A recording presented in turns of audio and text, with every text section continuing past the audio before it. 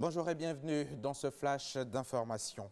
En Côte d'Ivoire, coronavirus oblige. À partir de ce dimanche soir, minuit, le Grand Abidjan sera isolé du reste du pays.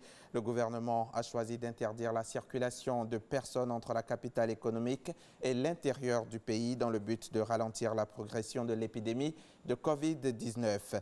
Les autorités ont décidé d'inclure Assini, Bonoua, Bassam, Dabou dans le Grand Abidjan. La circulation entre ces villes reste donc autorisée.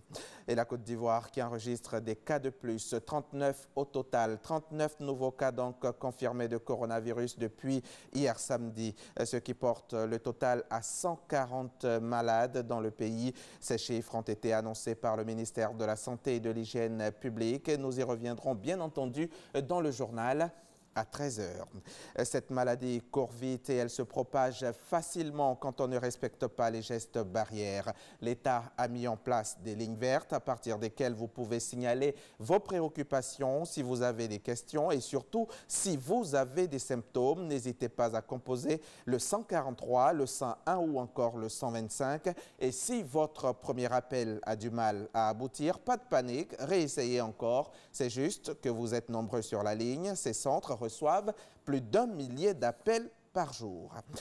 Tout le monde peut être malade du coronavirus. Cela suffit pour que la lutte contre la pandémie soit l'affaire de tous et la sensibilisation est notre première arme. À Ferkessédougou, au nord de la Côte d'Ivoire, de nombreux cadres ont décidé de sillonner leur région pour faire part des règles d'hygiène aux populations et leur offrir des kits de prévention. On en parle avec Franck Quadion.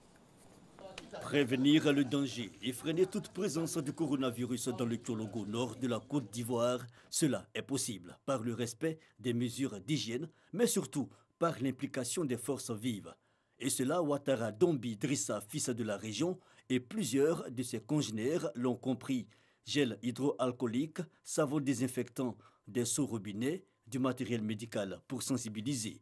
Le donateur s'est aussi intéressé aux autorités administratives à faire que du matériel sanitaire est remis au préfet de région.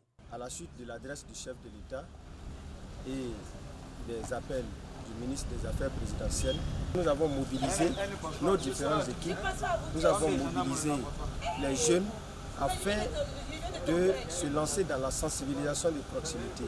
C'est ce que nous avons proposé au préfet, qui a été très réceptif de différentes propositions que nous avons faites et nous allons nous lancer dans cette dynamique-là afin de tout faire pour ne pas qu'un seul cas de coronavirus n'entre à Ferkessédougou.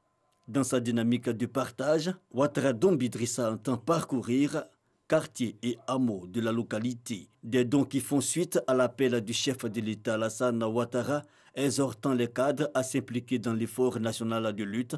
Il s'agit d'œuvrer afin que la pandémie à coronavirus à Covid-19 n'ait plus droit de citer partout en Côte d'Ivoire. Alors que le continent européen fait face à l'épidémie de coronavirus, les pouvoirs publics portugais ont annoncé hier samedi la régularisation temporaire des immigrés en attente de titres de séjour à partir de demain, lundi 30 mars. Une mesure exceptionnelle et temporaire pour les protéger du Covid-19. Il s'agit de se montrer solidaire avec les plus démunis dans une situation d'urgence. Le Portugal a recensé 5170 cas de contamination au coronavirus sur son territoire et 100 décès, un chiffre très bas par rapport à son voisin espagnol.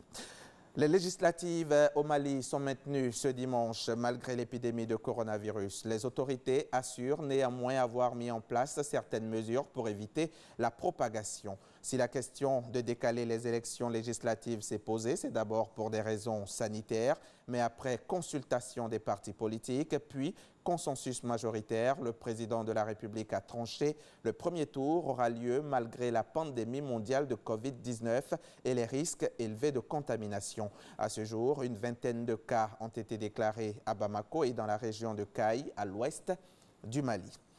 Tout à l'heure, dans le cadre du magazine du dimanche, nous recevrons un historien de la santé, Dr Anissé Zran. Avec lui, nous remonterons un peu le temps pour parler des crises sanitaires similaires que le monde a pu connaître, comment ces crises ont pu être jugulées et quel plan de bataille il faut adopter contre le coronavirus. Pour le savoir, restez avec nous, c'est à 13 h.